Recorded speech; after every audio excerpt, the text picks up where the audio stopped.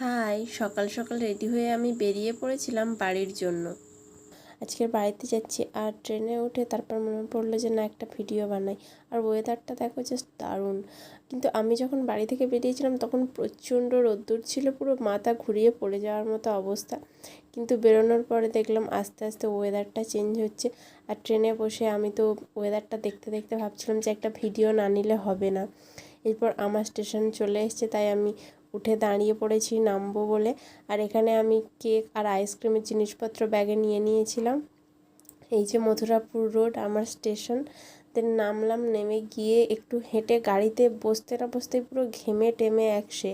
তারপর গাড়ি থেকে এই বাড়ির রাস্তায় নামলাম। এখানে তো এলেই আমার মন পুরো ভালো হয়ে যায়, কারণ সবাই বলে গ্রামে কেন যাস, গ্রামে কেন যাস। গ্রামের ওয়েদারটা দেখো ভাই, কলকাতায় কোথায় এরকম ওয়েদার পাবে। আর আমি তো সবসময় হাতে একটা ব্যাগ নিয়ে চলতেই থাকি।